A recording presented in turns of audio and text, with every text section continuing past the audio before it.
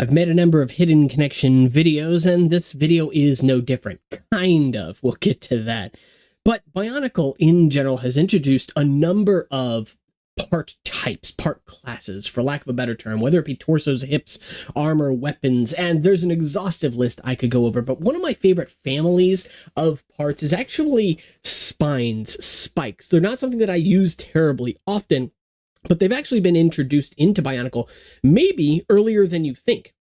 In 2003, we got the Roxy sets that involved this piece right here on its back, and though this video is not about this piece specifically, I have made a hidden connection video on this, and I may end up linking that at the end of this one. That said, though, it of course might be the first real use of spines or spikes in Bionicle's run, but it was not the only one. Of course, in 2006, we would get the Paraka sets, which had a pretty heavy emphasis on their spines because it was basically what made them different. 2007 gave us the Baraki with a flexible spine piece to boot there as well.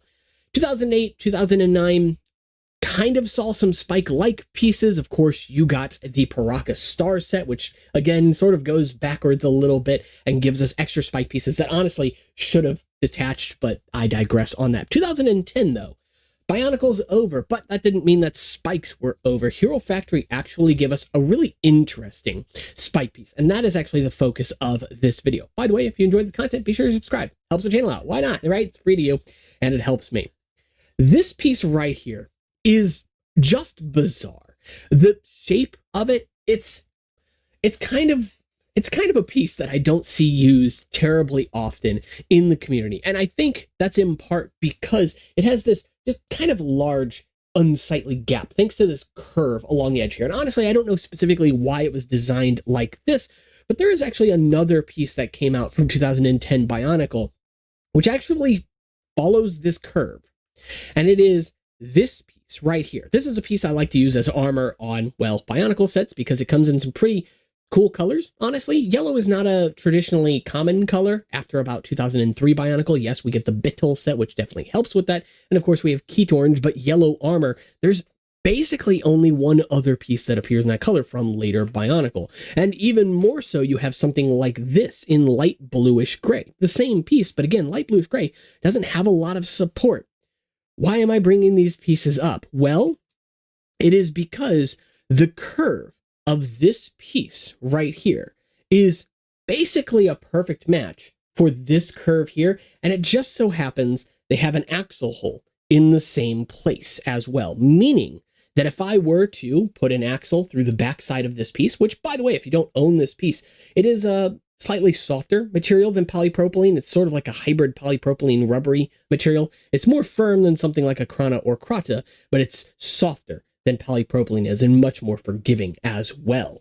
And then you can insert this axle into the axle hole directly below this axle right here. And actually this would make for, and I've in fact used it for, body builds. Now I've never done it with this spikes piece specifically because I actually only just found that these two pieces fit together so well, but it's actually pretty cool that they do, since both pieces in this case here use yellow. As a great combination of two fantastically designed and shaped greebly pieces that allow you to use this piece. It almost feels now like this is a shield with spikes that have been sort of fused to it. And thankfully, this piece might come in red and yellow, but it also comes in black and blue.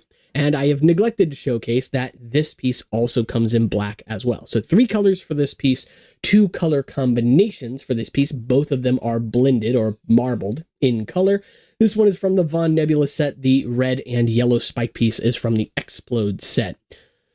Overall, some really interesting pieces. And I say that too because outside of this piece having just a very weird profile, it also is fairly limited in its connections overall. One axle at the very bottom, one axle hole towards the top there, and that is it.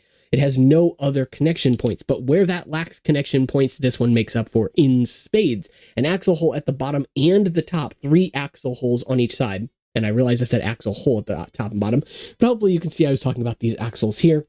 And then 2 pinholes here as well. Accessible from both sides too, so that is always useful. And there's definitely some interesting things you can do with all of these pieces. So pretty cool pieces nonetheless, and that's why I think it's a lot of fun to go out of your way and experiment with parts like this. I have to imagine that LEGO designed these pieces to fit together as well as they do, because maybe at some point in time they had intended for these pieces to be used together, but obviously, inevitably, the switch to CCBS basically canned these pieces, and we saw them no more after Hero Factory 1.0, which is unfortunate, but, you know, you get what you can get, I guess.